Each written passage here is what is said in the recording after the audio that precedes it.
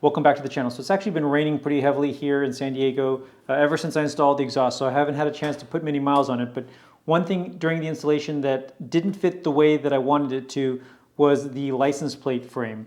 So I've gone through a couple of different license plate frame holders and tail tidy kits.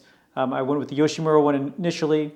Then I tried out this TST one that I have the low mount on. And the thing that I particularly like about this model is the fact that it's got this full plate here that has a real factory finish.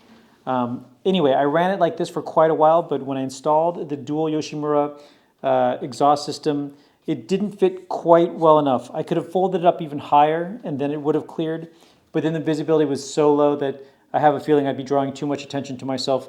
The bike's already kind of flashy and wouldn't want to get pulled over for something like license plate just not being displayed well enough. I reached out to TST and they quickly sent me the piece that would actually make their low mount the high mount. So this should mount the bracket up something closer to this, and it looks like we'll have clearance to clear both cans.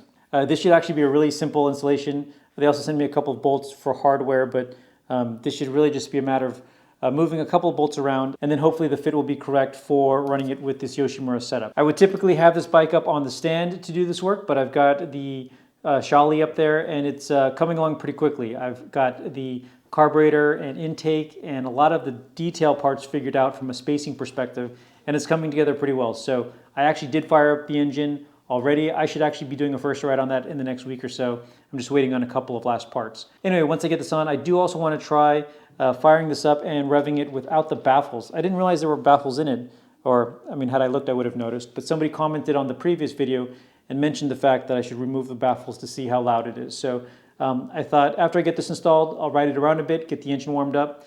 Then I'll also get out my decibel meter, so we'll see how loud the difference is between running with baffles and without, and just what the overall sound is. So let me get this on first, and then we'll rev up the bike.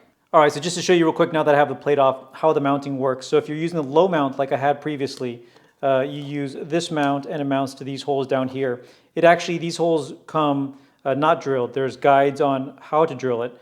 But if you're using the high mount, you don't drill these out. So I'm going to go ahead and just leave some small bolts and nuts in here to keep this sealed. But this is how it was, and this was the old mount.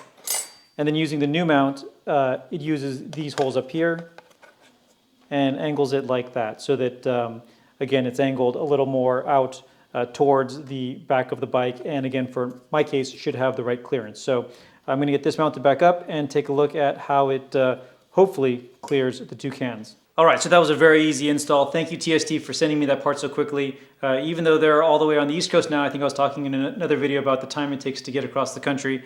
I think I called them on Tuesday, and today is Thursday, and it is already on the bike. So anyway, happy with the way that this looks. Again, it's not folded. I was able to unfold it. I ordered a custom license plate anyway, so I'm not too worried about the crease marks that I've got here for the moment.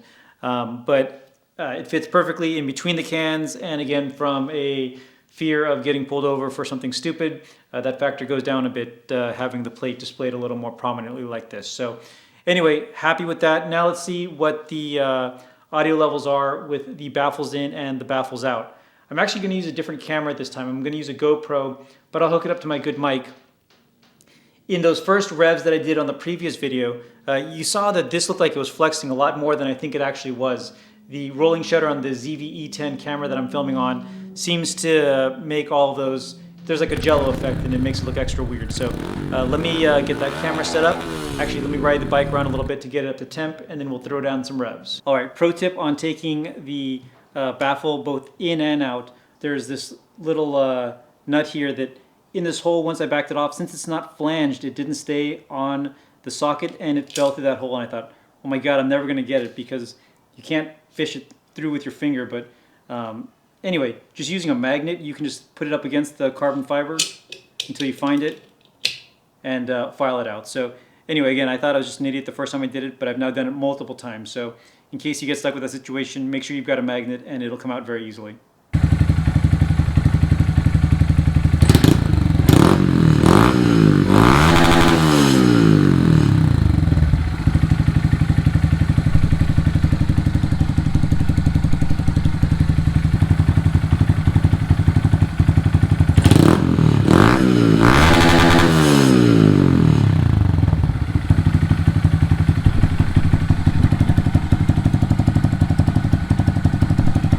All right, so there's actually a smaller difference than I expected, baffle in versus baffle out. I'll have to go back and look at the video, but I think it was only about a 2 or 3 decibel difference.